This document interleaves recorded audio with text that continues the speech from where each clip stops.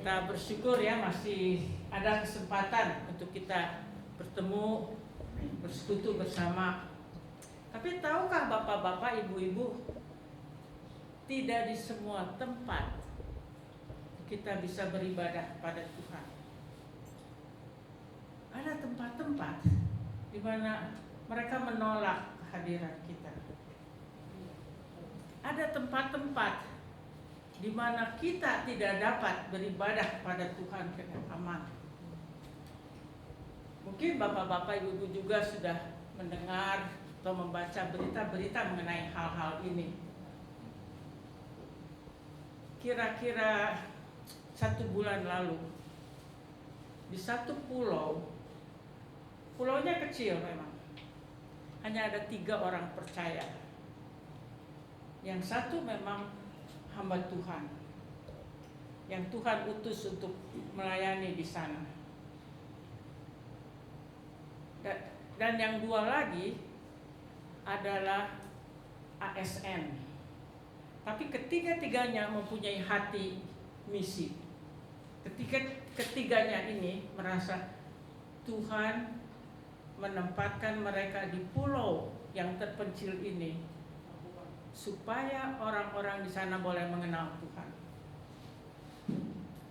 Dan salah seorang dari mereka berbicara dengan seorang penduduk di situ. Dan orang ini percaya. Wah, senang kan? Percaya. Dan orang ini minta dibaptis. Maka dibaptislah dia. Tetapi dalam waktu singkat, orang-orang di pulau itu mendengar hal ini. Dan ketiga orang ini harus meninggalkan pulau itu. Kita bersyukur bahwa polisi cepat bertindak sehingga tidak ada persekusi, tidak ada penganiayaan. Tapi ketiganya bisa keluar dari pulau itu. Dan sekarang ketiganya masih berada di luar pulau itu. Pada waktu saya mendapat berita ini, saya menghubungi yang 2 orang itu suami istri, karena saya kenal mereka dan mereka pernah dipersekusi di pulau yang lain.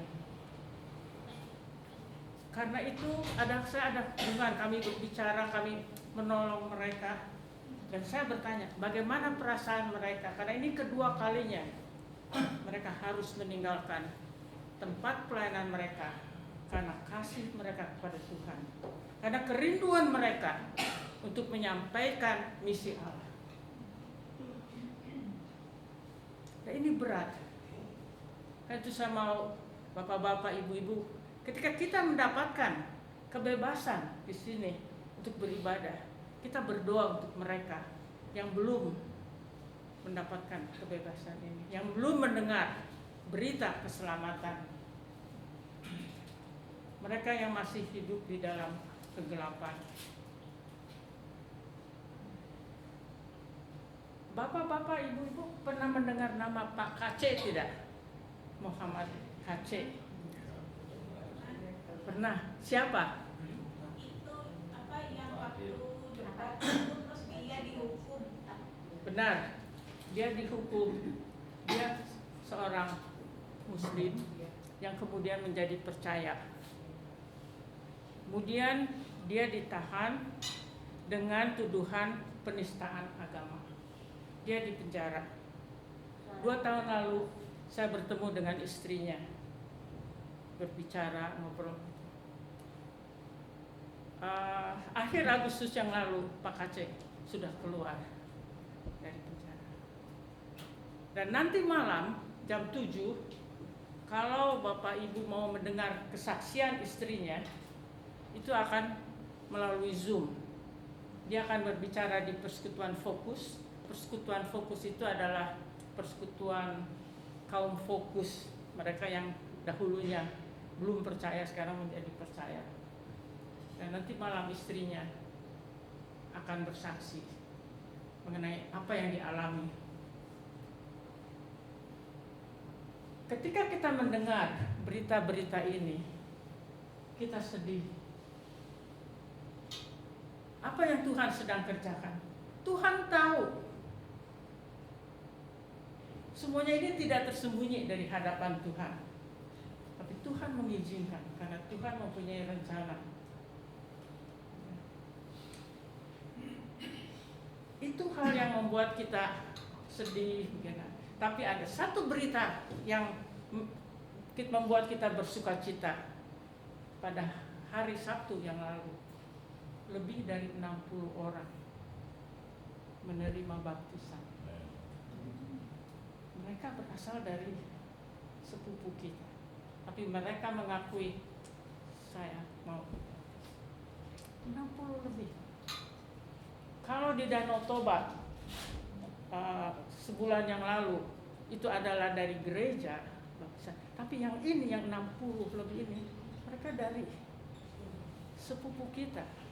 Dan kita melihat Tuhan bekerja. Sekarang kita di Jakarta ada sekarang ini tidak terlalu banyak orang ya. Mengapa? Ada kemungkinan khawatir. Ya selama 2 minggu ini saya aja nggak boleh pergi-pergi. Pak Satpam cuma, Ibu jangan pergi-pergi. Keadaan belum aman. Mengapa? Keadaan kurang aman. Kalau di Mazmur dikatakan, mengapa rusuh bangsa-bangsa? Mengapa rusuh suku-suku bangsa? Sekarang ini banyak terjadi kerusuhan. Tapi kita aman. Mengapa? Karena kita berada di dalam Tuhan Yesus. Dia adalah gembala kita, gembala yang memelihara kita, yang melindungi kita. Dia adalah raja dari segala raja.